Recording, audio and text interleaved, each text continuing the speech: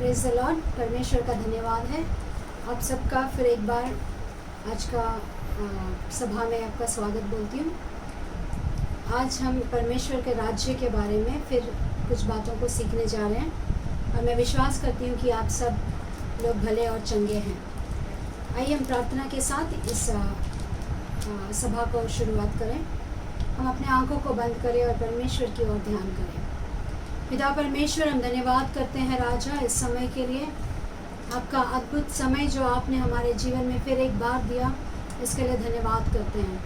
हम उन सारे लोगों के लिए प्रार्थना करते हैं जो इस समय कोविड-19 से अपने जीवन में परमेश्वर वो जूझ रहे हैं और मैं विश्वास करती हूँ हर एक उसके ऊपर जीत पा रहे हैं। जो भी वचन के माध्यम परमेश्वर वचन को पढ़ते हुए उसके अनुसार चल रहे हैं, उन सबको आप जीत दे रहे हो, ऐसा मैं विश्वास करती हूँ। पिता परमेश्वर, थोड़ा देर आपके चरणों में बैठकर आपके वचन को बांटना चाहते हैं, एक दूसरे को एनकरेज करना चाहते हैं परमेश्वर, क्योंकि आपका वचन हमारे लिए धैर्य है, वो हमारे लिए जीवन की रोटी है, जीवन का जल है परमेश्वर, जिससे पीने से और खाने से कभी हम प्यासा और भूखा नहीं होगा, ऐसा आपका वचन कहता है। हम उस पर विश्वास करते हैं। पिता परमेश्वर, हम आपको प्यार करते हैं। इस समय जो कोई इस वचन को सुन रहे हैं या मुझे देख रहे हैं परमेश्वर, सभी के हृदयों को खोलिए ताकि वचन उनके हृदय में जाकर वो घर कर जाए और उनके जीवन में वो अवलंब करके परमेश्वर आपके राज्य के वारिस बन सकें।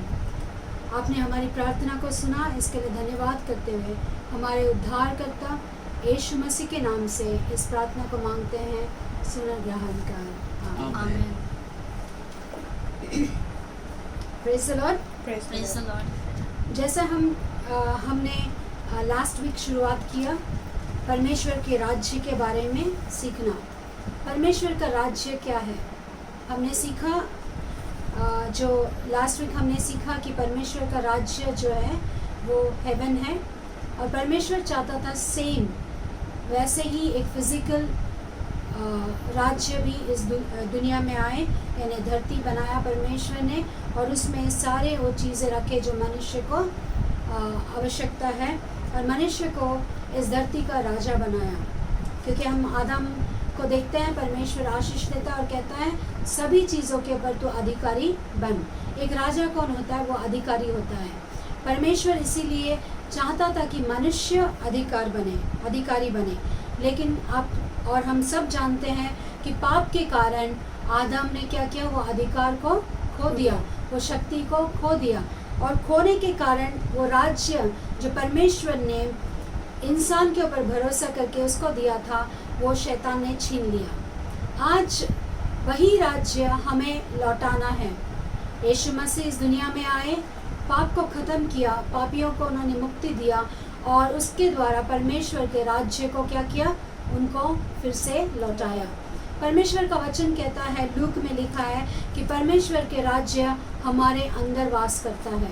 आमीन। यानी परमेश्वर किसे अपना राज्य मानता है?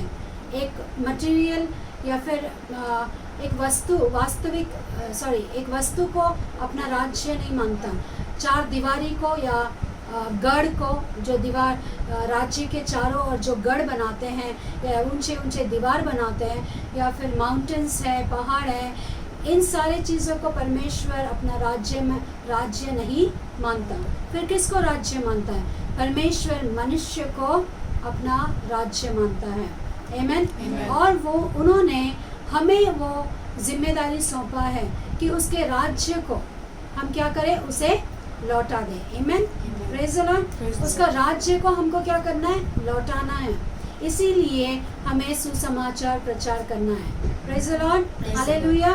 जितने दिन परमेश्वर इस दुनिया में थे, उन्होंने हर समय अपना प्रचार का शुरू करते समय उन्होंने ऐसे कहा कि परमेश्वर का राज्य इससे तुलना किया जाता है या फिर परमेश्वर के राज्य इस तरह का है। हर समय उन्होंने परमेश्वर का राज्य का बात किया और उन्होंने अपने पिता जो राजाओं का राजा है, जो सृष्टिकर्ता, उनके बारे में उन्होंने बताया है। आमीन। उन्होंने यीशु मसीह जब इस दुनिया में थे, वो एक एग्जाम्पल थे। आमीन। वो क्या थे? वो एक एग्जाम्पल थे। उन्होंने हर समय प्रार्थना करते समय या फिर किसी को बताते समय या शिष्यों को प्रार्थना सिखाते समय उन्होंने ऐसे प्रार्थना किया, हे मेरे पिता जो तू स्वर्ग में है। यानी वो क्या बताना चाहते हैं कि स्वर्ग का राजा कौन है? परमेश्वर है, पिता है। और वो परमेश्वर ने हमें इस दुनिया का राजा बनाया, लेकिन हमारे पाप के कारण हमने शैतान को वो राज्य सौंप दिया। तो आज हम देखते हैं कि वो शैतान से हम वो राज्य कैसे लौटा सकते हैं। लास्ट वीक हमने सोअर के बारे में यानी बोने वाले का उदाहरण को लिया था।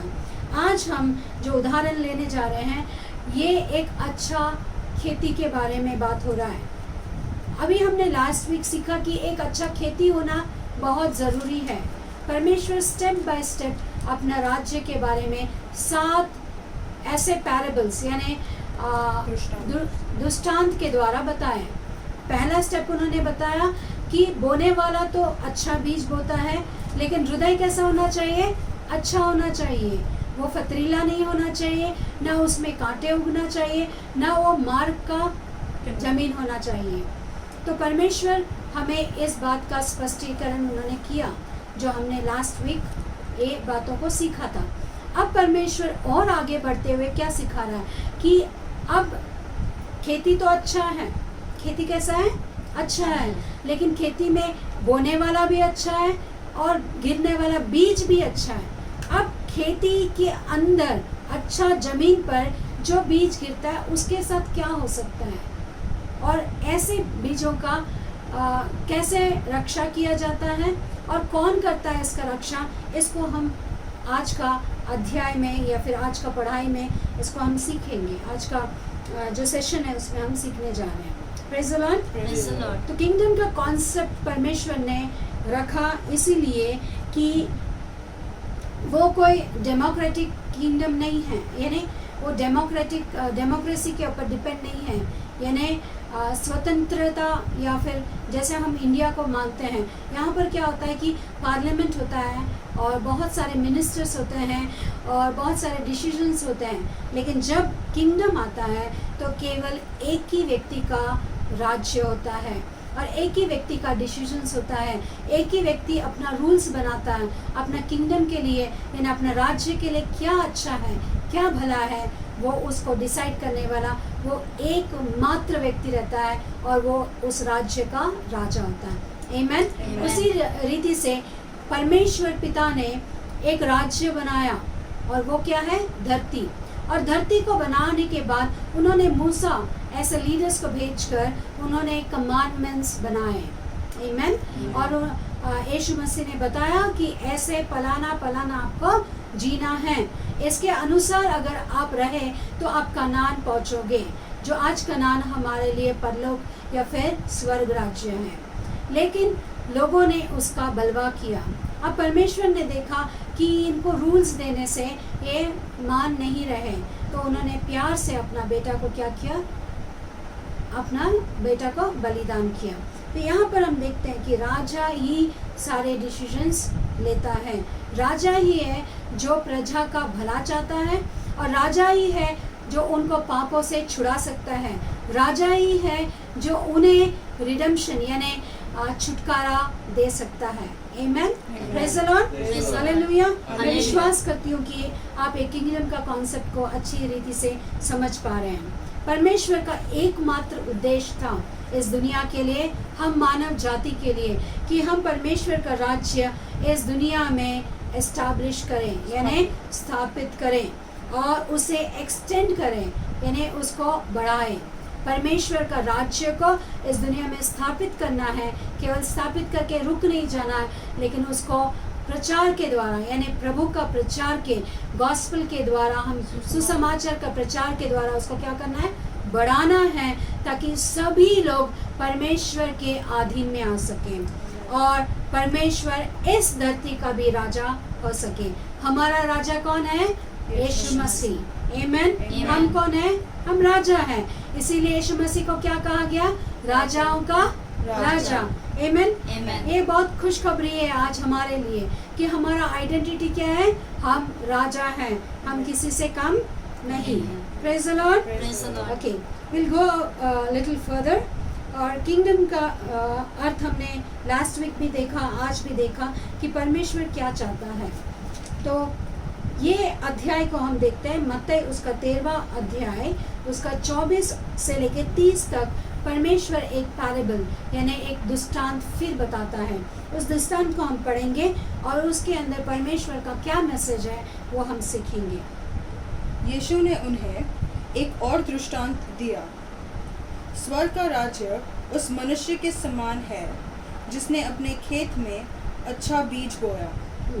पर जब लोग सो रहे थे तो उसका शत्रु आकर गेहूं एक के मिनट पहले हम यहाँ रुकते हैं।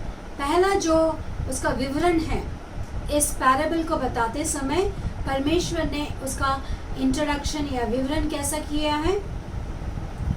स्वर्ग का राज्य हाँ, उस मनुष्य के समान है। स्वर्ग का राज्य उस मनुष्य का समान है। ध्यान से हम इस लाइन को मार्क करेंगे, इसको बारंबार अपना हृदय में इसको ग्रहण करने का कोशिश करेंगे। स्वर्ग का राज्य धरती नहीं है।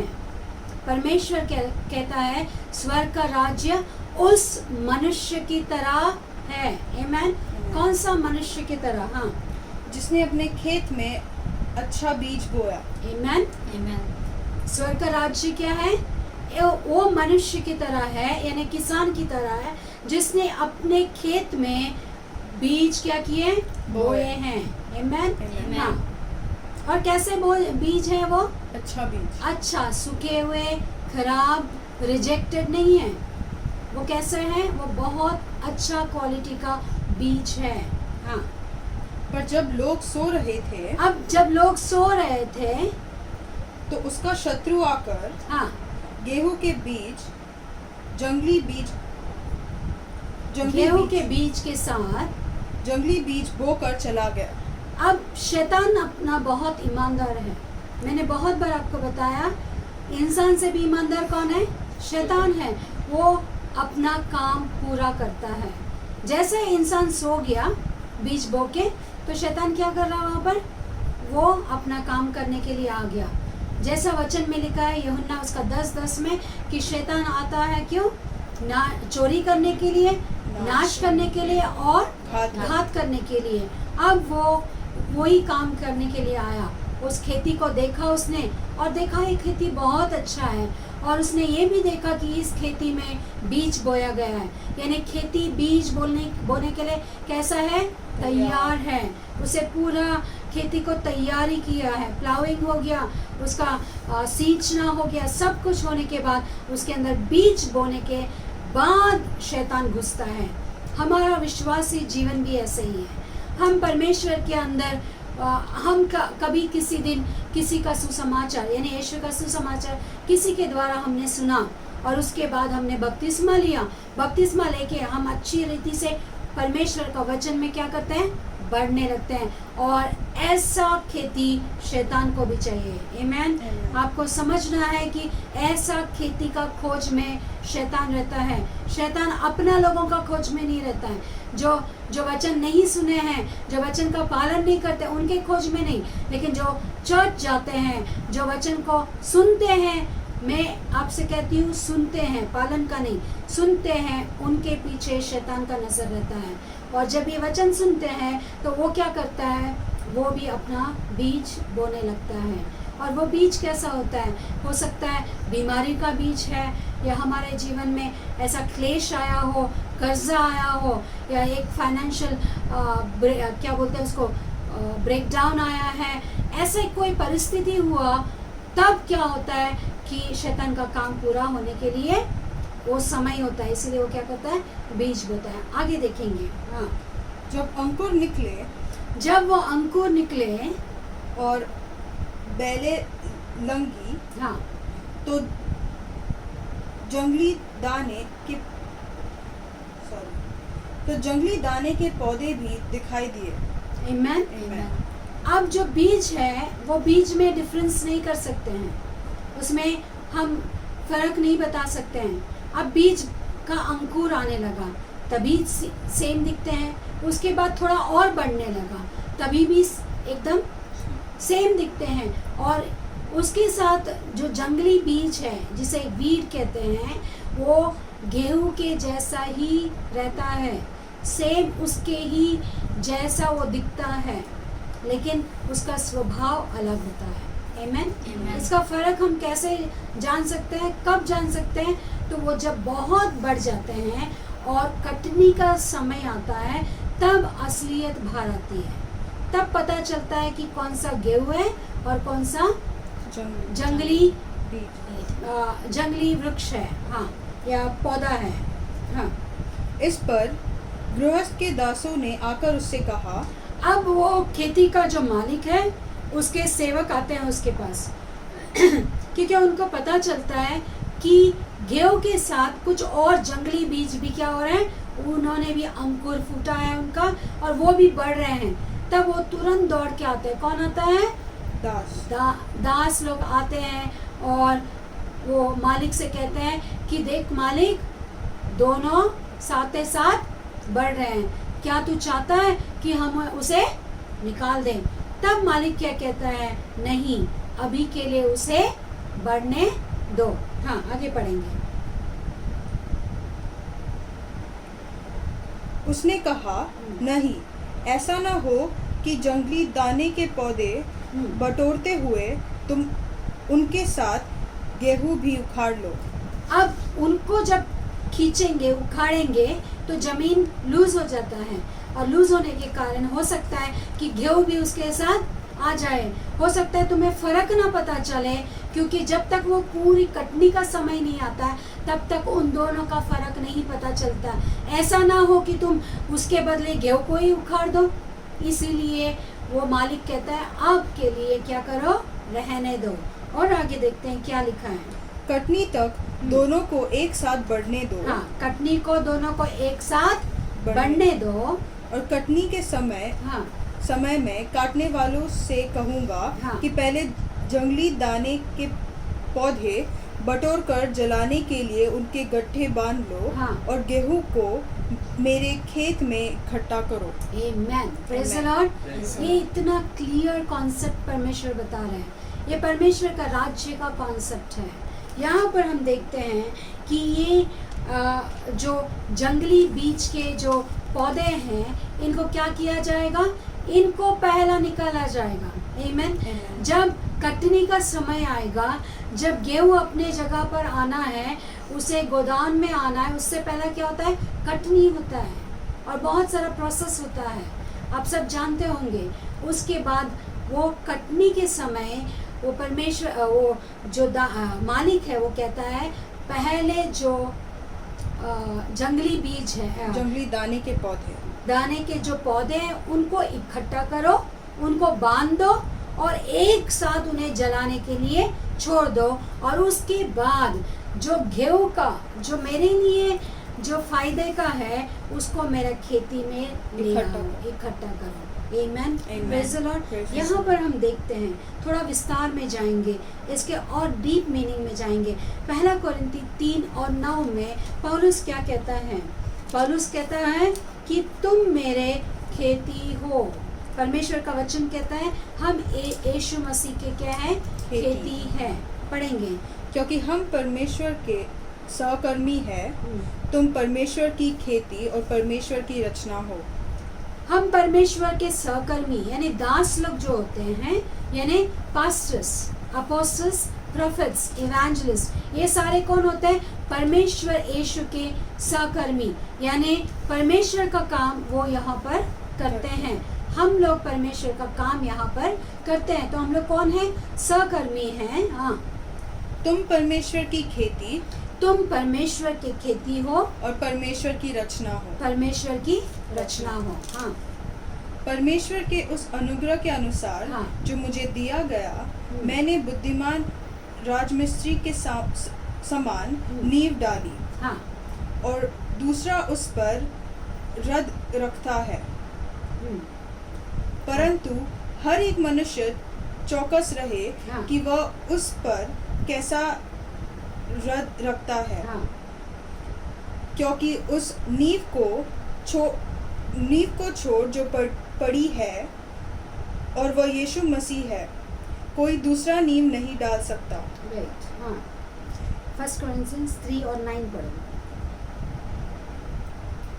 क्योंकि हम परमेश्वर के सहकर्मी हैं, हाँ। तुम परमेश्वर की खेती और परमेश्वर की रचना हो। Amen? Amen. यहाँ पर बताते हैं परमेश्वर इस उदाहरण यानी ये जो पैराबल है या दृष्टांत है, इसमें परमेश्वर ने बताया सन ऑफ मैन, परमेश्वर का जो मनुष्य का पुत्र यानी यीशु मसीह, फील्ड आप लिख के ले सकते हैं, फील्ड यानी खेती यानी ये संसार है, जो अच्छे बीज है वो परमेश्वर के राज्य के पुत्र हैं, और जो जंगली बीज का जो पौधे हैं वो शैतान के बच्चे हैं या फिर दुष्ट के संतान हैं। हार्वेस्ट यानी जो कटनी है वो एंड ऑफ द एज, ये दुनिया का जो अंत है उसके बारे में बताता है, और जो रीपर यानी फिर कटनी जो काटने वाला है वो एंजल्स है। आमेन। यहाँ पर इन चीज़ों को अगर आप समझ पाए तो आपको ये पैराबल समझ में आ जाएगा। तो यहाँ पर परमेश्वर कहता है कि 5:9 में हमने पढ़ा कि परमेश्वर के सहकर्मी जो है सेवक लोग हैं, यानी पास्टर्स, ये सारे लोग जो वचन बताते हैं वो सारे लोग कौन है? परमेश्वर के सहकर्मी। अब यहाँ पर हम देखते हैं कि बीज जो है कौन है? बीज क्या है? परमेश्वर के पुत्र है।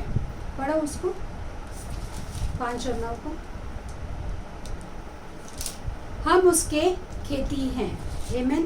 परमेश्वर पौलुस के द्वारा यहाँ पर बताता है कि हमें परमेश्वर खेती की तरह देखता है। खेती में जब बीज गिरता है यानी परमेश्वर का वचन गिरता है तो वो फल लाना चाहिए। आमेन। लेकिन इस समय क्या होता है, ये शैतान कैसे, यानी ये जो बुरा बीज है या फिर ये कैसा बीज बता है, जो बुरा बीज का जो पौधा है, बुरा बीज यानी ये कैसा स्वभाव है, ये कौन सा स्वभाव का व्यक्ति है। अच्छा सीड जो है वो अच्छे लोग हैं जो परमेश्वर के स्वभाव के हैं, है ना। तो यहाँ पर हम देखते हैं एफिशियंस 2 और 2 में क्या लिखा है, जिनमें तुम पहले इस संसार की रीति पर और आकाश के अधिकार के हाकिम अर्थात उस आत्मा के अनुसार चलते थे जो अब भी आज्ञा न मानने वालों में कार्य करता है। आज्ञा ना मानना क्या होता है? ये बुरा बीज का स्वभाव है। आमेन। ये बुरा क्यों बना? ये बीज बुरा क्यों बना? क्योंकि ये आज्ञा नहीं मानता। ये पाप, ये कौन सा पाप करता है? आज्ञा ना मानने का पाप, इसीलिए वो क्या है? बुरा है। यहाँ पर हम देखते हैं कि दोनों बराबरी से बढ़ते हैं। हम देखते हैं कि बहुत सारे सो कॉल्ड क्रिश्चियंस भी हैं जो परमेश्वर का वचन सुनते हैं लेकिन उसको मानते नहीं हैं, उसके अनुसार नहीं चलते हैं। तो इनका क्या होगा? जो परमेश्वर का वचन सुनते हैं, ये दोनों खेती में दोनों को सार मिल रहा है, इनको फर्टिलिटी मिल रहा है, ये दोनों सेम सॉइल में और सेम पानी में सेम सब कुछ एक जैसा होकर ये क्या करते हैं? दोनों एक जैसा बढ़ते हैं। लेकिन इनके अंदर का जो स्वभाव है, एक जो अच्छा बीज जो गेहूं है, जो गेहूं का बीज का पौधा है, वो परमेश्वर का वचन को सुनता है और उसका पालन करता है। परमेश्वर क्या चाहता है, कैसा फल लाना चाहता है, वो फल लाने के लिए वो तैयारी कर रहा है। लेकिन उसी समय में ये जो बुरा जंगली बीज का जो पौधा है वो क्या करता है? क्योंकि उसको बोलते ही हम जंगली बीज है, और उसको किसने बोया है? शैतान ने बोया है। शैतान कैसा स्वभाव है? उसका स्वभाव उसने उस बीज के अंदर डाल के बोया है। आमेन। अभी आम का बीज जब हम बोते हैं तो उसमें करेला नहीं उगता। क्या नहीं उगता? नहीं होता। आम का बीज में आम ही, इस सीजन में आम बहुत खाने का मन भी करता है, इसलिए मुझे वही याद आया कि आम जो है वो बहुत मीठा है, दिखने में बहुत सुंदर है। आप करेला का पौधा को देखा होता है, वो भी बहुत सुंदर है, या फिर आप इमली का गाछ ले लो या वृक्ष ले लो, वो भी बहुत अच्छा बढ़ता है, उसके जो फ्रूट है वो दिखने में भी बहुत सुंदर एक अच्छा शेप में है, लेकिन जब खाते हैं तो क्या रहता है, वो खट्टा रहता है। आम कैसा रहता है, मीठा रहता है। तो इसमें कब डिफरेंस आता है, उसका फल देखने से डिफरेंस आता है। उसी रीति से ये फल क्या है, बीज के अंदर उसका फल का सारांश होता है। किसके अंदर होता है, बीज के अंदर होता है। परमेश्वर जो बोने वाला है, यीशु मसीह ने अच्छा बीज बोया, यानी बीज को क्या बोला जा रहा है, अच्छा। बीज का जो क्वालिटी है उसके बारे में बात कर रहा है। बीज यानी परमेश्वर का राज्य के बच्चे या उनके संतान। परमेश्वर का संतान कौन है, जो उनके कदमों पर चलते हैं, जो उनके जैसा चलते हैं, जो उनके वचनों का पालन करते हैं, वो लोग। और शैतान के बच्चे कौन है, जो शैतान की बातों पे चलते हैं, उसके स्वभाव के अनुसार अपना जीवन को बिताते हैं, और वो कांटा ही बोते हैं, वो खट्टा ही बो सकते हैं, वो कभी अपना स्वाद को मीठा नहीं कर सकता, तो वो पॉइजनस ही होता है।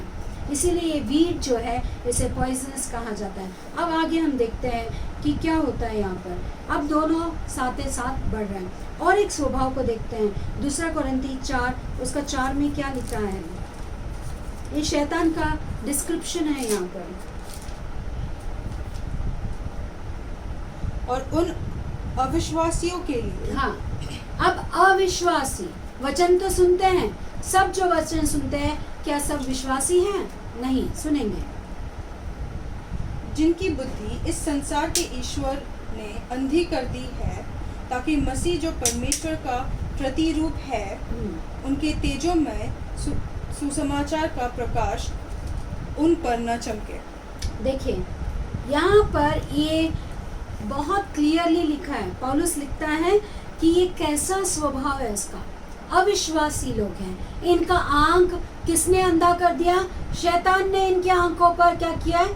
पट्टी बांध दिया, ताकि वो सुसमाचार, अब वो धरती एक ही लैंड के ऊपर, एक ही जमीन पे दोनों हैं, दोनों बीज एक ही जमीन पे गिरे हैं, एक जमीन यानी एक ही वर्ड सुन रहे हैं, लेकिन इनका ऊपर प्रभाव किसका है? अच्छा बीज के ऊपर प्रभाव किसका है? अच्छा बीज के ऊपर प्रभाव परमेश्वर का वचन का है, उसका मुख का प्रकाश उसके ऊपर गिर रहा है, उसका वचन का प्रकाश उसके ऊपर गिर रहा है, पवित्र आत्मा का संगति उसके साथ है। लेकिन दूसरा जो जंगली बीज है, जंगली यानी क्या?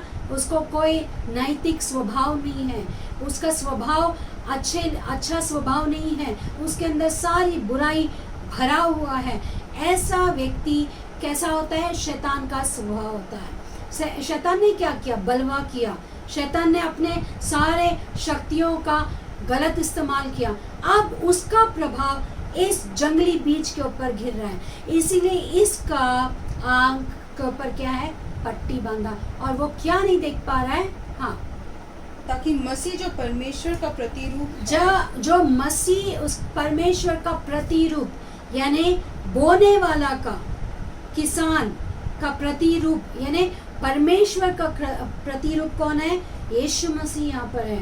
ये बो रहा है, परमेश्वर ने जो दिया है सीड, उसे क्या कर रहा है यीशु मसीह? वो बो रहा है, और बोने वालों का, हाँ, उसके तेजों में सुसमाचार का प्रकाशन, हाँ, उन पर न चमके। अभी वो प्रकाशन इन जंगली पौधा, बीज का पौधा पर नहीं चमक रहा है। इसलिए क्या होता है? दोनों बढ़ते हैं, लेकिन अब जजमेंट का समय आएगा। आमेन। अब जजमेंट का समय आता है, और तब वचन लिखा है 2 तीमुथियुस 2:19 में लिखा है, परमेश्वर अपना लोगों को जानता है।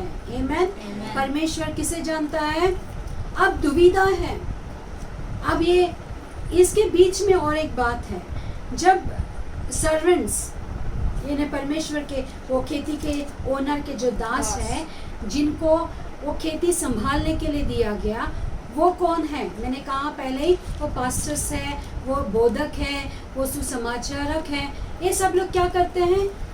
जो परमेश्वर के लोग हैं उनको वचन बताते हैं, है ना? वचन बताते हैं, और बहुत सारे लोग सोचते हैं हम ही लोग इनको रक्षण मिलाएंगे, लेकिन परमेश्वर का वचन ऐसा लिखा है कि it is God who gives the increase.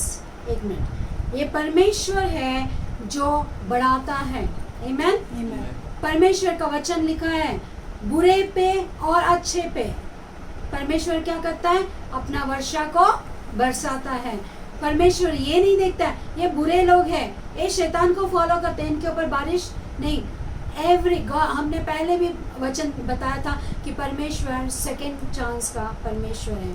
वो हर एक को अपना बारिश देता है, हर एक को चांस देता है कि वो अपने स्वभाव को बदल जाए। उनका सूखा पथरीला स्वभाव को वो पानी के द्वारा यानी वचन के द्वारा बदल कर वो परमेश्वर के राज्य के वारिस बने। लेकिन शैतान ने ऐसा उनको जकड़ा है कि वो अपना उसके आगे वो देख ही नहीं पाते। यहाँ पर क्या वचन में लिखा है कि परमेश्वर का हमें जो सेवक लोग हैं उनको केवल बीज बोना है। आमेन। हमारा काम खत्म हो गया। आपको टेंशन नहीं लेना है ये बीज बढ़ेगा, ये क्या रंग लाएगा, ये कौन सा फल लाएगा, ये हमें चिंता नहीं करना है। इसका चिंता कौन करेगा? वो परमेश्वर करेगा, वही इंक्रीज देता है। And God controls his field and what it produce for harvest. जो परमेश्वर उसका खेती का कौन ख्याल रखता है? परमेश्वर रखता है। इसीलिए 1 कोरिन्थी 3:9 में लिखा है कि हम परमेश्वर के कौन है? खेती है। आमेन। हम उनके फार्म है, उनका खेती है, और उसका ख्याल कौन रखेगा? जिसका है वो रखेगा। आमेन। हम उसके सर्वेंट्स हैं, यानी हम इस राज्य के बच्चों के लिए हम एक मार्गदर्शन है या एक मीडिएटर्स हैं यहाँ पर इस दुनिया में। आमेन। अब परमेश्वर 2 तीमुथी उसका 2:19 में क्या लिखा है? तो भी परमेश्वर की पक्की नींव बनी रहती है। हाँ। और उस पर यह छाप लगी है, प्रभु अपनों को पहचानता है। आमेन। Amen. वहाँ पर छाप लगा दिया है, क्या बोल के? प्रभु अपने लोगों को पहचानता है। आमेन। Amen. ये सर्वेंट्स एकदम परेशान हो गए जब उन्होंने देखा कि अच्छा आ रहा है और बुरा भी साथ में आ रहा है। चर्चेस में पास्टर परेशान हो जाते हैं कि हम तो वचन अच्छा दे रहे हैं, कुछ लोग अच्छे फॉलो कर रहे हैं, कुछ लोग वैसे के वैसे ही है। ये चिंता आपका और मेरा नहीं है। आपको मैं स्मरण दिलाना चाहती हूँ, ये चिंता परमेश्वर का है। जिसने बनाया, जिसने बुलाया, वही चलाएगा। आमेन। हमें चिंता करने की जरूरत नहीं है। हमारा और आपका एक ही काम है कि हम वचन को दे, हम वचन को जो हमारे पास आते हैं वो हमसे वचन को ले। हमारा काम है सुसमाचार प्रचार करना, ना कि ये देखना फॉलो अप करना है ना। नहीं बोलते हैं, लेकिन बहुत सारे लोग टेंशन लेते हैं और खुद का विश्वास का जीवन क्या हो जाता है? हिल जाता है। हमारी मिनिस्ट्री में भी बहुत सारे लोग रैडिकल मिरेकल्स को पाए हैं। किसी स्त्री ने पूरा हार्ट का रिप्लेसमेंट पाया, हीलिंग नहीं, हार्ट परमेश्वर ने नया हार्ट दिया, लेकिन दूसरे दिन से वो कभी आई ही नहीं। उस चीज़ को देखकर हमें कितना निराशा होना है। और जब मैं प्रार्थना करने लगी, परमेश्वर इस मिनिस्ट्री में आपने कैंसर को हील किया, यहाँ का वहाँ पिघल गया कैंसर। जितने लोगों को 15 साल से बच्चे नहीं हैं, जिनको 13 साल से 3 साल से जो डॉक्टर्स ने कहा बच्चे होंगे नहीं, उनको भी हो रहे हैं, लेकिन फिर वो लौट के नहीं आ रहे। तो मैं बहुत चिंता करने लगी और मैं परमेश्वर के चरणों में रोने लगी। तब परमेश्वर ने मुझसे कहा, ये चिंता करना तेरा काम नहीं है। उन्होंने मुझे स्मरण दिलाया उन 10 कोड़ियों के बारे में कि उन्होंने 10 कोड़ियों को चंगा किया, उसमें से एक ही लौट सका। आमेन। ऐसे ही लेकिन एक को परमेश्वर ने क्या किया?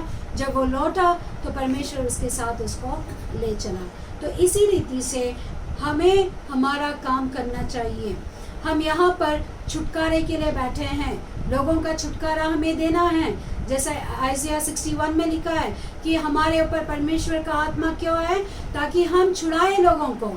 फिर वो लौट के आते हैं कि नहीं, परीक्षा करना हमारा काम नहीं। वो परमेश्वर में बढ़ते हैं कि नहीं, उसका परीक्षा करना, उसका चिंता करना हमारा काम नहीं। किसका काम है? खेती का मालिक का। आमेन। खेती उसकी है, उसकी वो चिंता है। हमें पूरा बोझ परमेश्वर के ऊपर देना है और विश्राम से रहना है। आमीन। Amen. आज कितना खुशखबरी है कि परमेश्वर उसके लोगों का चिंता करता है। तो यहाँ पर परमेश्वर अपने लोगों को देखता है, लेकिन ये जो सेवक लोग हैं तुरंत दौड़ के आते हैं और कहते हैं, हे मालिक, क्या हमें उनको उखाड़ के फेंक देना चाहिए? तो ये मैं सुन के मैंने बोला अच्छा काम कर रहे हैं। तो परमेश्वर कहता है नहीं, उन दोनों को साथ साथ बढ़ने दो। पता नहीं परमेश्वर क्या चाहता है, वो मालिक ही जाने, वो परमेश्वर ही जाने कि उनका क्या प्लान है। तो आगे जाके हम देखते हैं कि परमेश्वर का क्या प्लान है, उसका पर्पस क्या है, उसका किंगडम को चलाने का या फिर उसका किंगडम का राज्य करने का उनका तरीका क्या है। वो हर एक को चांस देते हैं। आमीन। Amen. जैसा लिखा है मत्ती उसका 24 में लिखा है, हम घर जाकर पढ़ेंगे क्योंकि हमने बहुत बार इस वचन को पढ़ा है। और वहाँ पर लिखा है कि परमेश्वर हर एक, जब तक परमेश्वर का राज्य का सुसमाचार हर एक के कान तक नहीं पहुँचेगा तब तक अंत नहीं आएगा। आमीन। अब परमेश्वर का सुसमाचार हर एक के कान तक पहुँचने है और पहुँचने के बाद क्या होगा? अंत होगा। जब पहुँचेगा तब तक क्या होता है? ये गेहूँ क्या हो जाता है? कटनी के लिए तैयार हो जाता है। परमेश्वर के बच्चे जो वचन में बढ़ रहे हैं, परमेश्वर का पानी उनको लग रहा है, परमेश्वर उन्हें उनका ख्याल रखते हुए हर एक कीटाणु से या फिर जो खेती को खराब लोकस से या ग्रास ओपर्स जो खेती को चुग जाते हैं या फिर पक्षियाँ चुग जाते हैं, शैतान से हर एक से परमेश्वर क्या करता है? उनकी सहायता करता है। किन की सहायता करता है? जिनका भरोसा परमेश्वर के ऊपर है, उनका वो रक्षा करता है। और हम देखते हैं कि जो शैतान के आँख पट्टी से बंधे हुए हैं वो क्या करते हैं? वो बढ़ते तो है लेकिन फल कभी नहीं लाएंगे। उनका अंत क्या होगा? अब हम एक विशेष बात यहाँ सीखना चाहते हैं, अंत कौन करेगा? अंत कौन करेगा? इस बीच में एंजल्स के बारे में बहुत सारा किताबें पढ़ रही हूँ और उसके बारे में परमेश्वर मुझे पढ़ने के लिए प्रेरणा दे रहा है, बहुत सारी बातें बता रहा है। तो ये एंजल्स क्या काम के हैं? एंजल्स का बहुत इम्पोर्टेंट काम है परमेश्वर के राज्य में। परमेश्वर के एंजल्स का बहुत इम्पोर्टेंट काम है। इसीलिए परमेश्वर ने हमें प्यार करते हुए हमें एंजल्स दिए गए ताकि वो हमारी मिनिस्ट्री करे, हमारी सेवगाई करने के लिए परमेश्वर ने एंजल्स को हमें दिया है। आमीन। ये एंजल्स वही एंजल्स हैं जो आगे चल के जजमेंट के समय में यही लोग हैं जो हमारे ऊपर जजमेंट करेंगे। हम इन्हें हल्के में नहीं लेना है। बहुत सारे लोग सोचते हैं ओ एंजल्स तो हमारे नौकर हैं, हो सकते हैं, लेकिन परमेश्वर ने इन्हीं के हाथ में जजमेंट दिया है।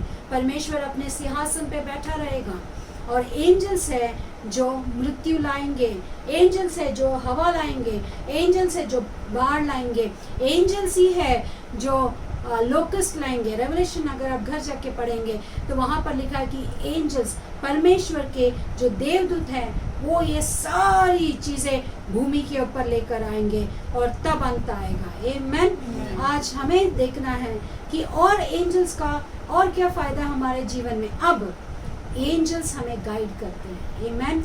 दे help us to lead a correct life. आज हमें उन्हें एंटरटेन करना चाहिए। We need to entertain angels. You have guarding angel, you have host of angels around and surrounding you. तो उन सब का इस्तेमाल करना है। आज कोविड-19 के समय हमें ज्ञान से हमें बर्ताव करना है। हमारे पास जो एंजल्स हैं उनके पास बहुत सारे काम होते हैं। कुछ एंजल्स को चेरुबिम कहते हैं, कुछ को बहुत सारे नाम होते हैं, कुछ रक्षा करने के लिए होते हैं, कुछ सुसमाचार या बुरा समाचार लाने के लिए होते हैं, और कुछ हीलिंग एंजल्स होते हैं, कुछ गाइडिंग एंजल्स होते हैं। हम वचन पढ़ते हैं कि जब हम आगे जा रहे हैं, कहीं यात्रा में जा रहे हैं, तो तेरे एंजल्स को भेज। कौन है वो? सुरक्षा और गाइड करने वाले। जब हम वचन हम एग्ज़ाम्स लिखते हैं या फिर कुछ नौकरी करते हैं, कहीं परीक्षा लिखते हैं, तो हम एंजल्स को बुलाते हैं कि वो हमारे हाथ पकड़ के लिखे या वो हमें याद दिलाए। यानी एंजल्स का हमारे मानव जीवन में बहुत बड़ा पार्ट है। तो यहाँ पर परमेश्वर इसीलिए कहता है मेरे काटने वाले, देखभाल करने वाला नहीं काटते हैं। आपको समझना है, जो देखभाल करने वाले, हार्वेस्ट के टाइम पे वो जो मालिक है खेती का वो जाता है और जो रीपर्स होते हैं यानी कटनी काटने वाले होते हैं उनको बुलाते हैं।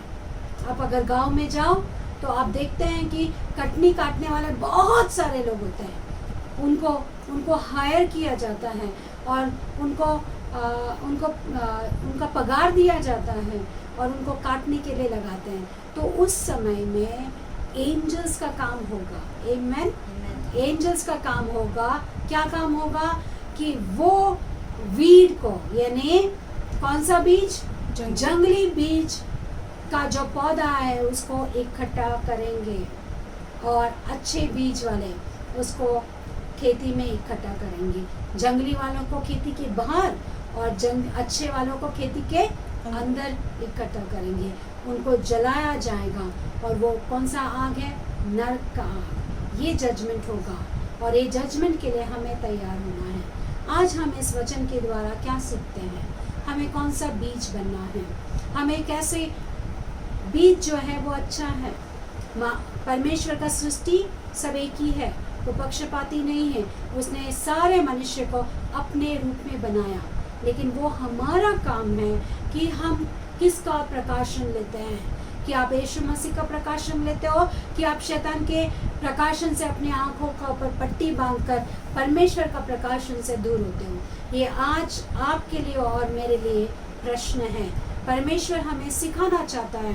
अगर हम परमेश्वर का वचन को सुने, उसके अनुसार चले, तो हम ज़रूर अच्छा फल लाएंगे और अच्छा फल लाकर हम स्वर्ग राज्य के वारिस हो जाएंगे। परमेश्वर इन वचनों पर आशीष दे। आमीन। आइए हम प्रार्थना करें। Thank you Jesus. आइए हम धन्यवाद करें। सभी लोग अपना मुंह खोलकर धन्यवाद करेंगे। धन्यवाद यीशु, ऊंची आवाज़ से थैंक यू लॉर्ड।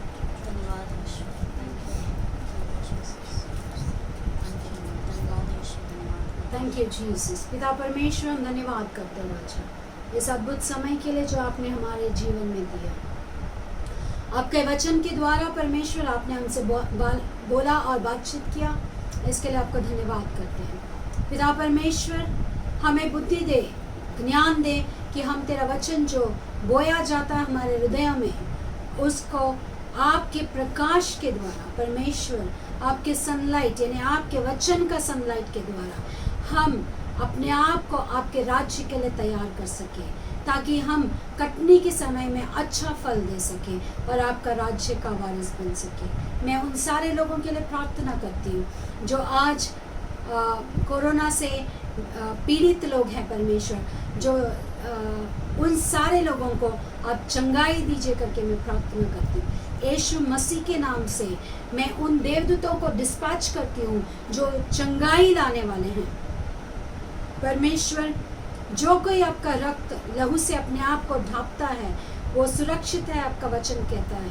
होने दे, हमें बुद्धि दे कि हम अपने आप को आपके वचन के द्वारा, आपके लहू के द्वारा हम ढांपे रहे परमेश्वर, ताकि कोई कोविड-19 या फिर उससे भी भयंकर कोई भी परिस्थिति हमें हिला ना सके।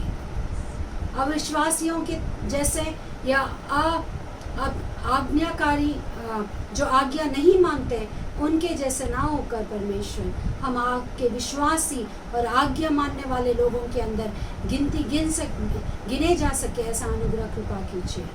परमेश्वर, आज का दिन आपने संभाला, इसके लिए धन्यवाद। आगे सारे दिनों के लिए आपको धन्यवाद करते हैं। सारा महिमा, आदर, गौरव केवल यीशु मसीह के नाम को देते हुए हमारे उद्धारकर्ता यीशु मसीह के नाम से इस प्रार्थना को मांगते हैं, सुना ग्रहण कर। आमीन।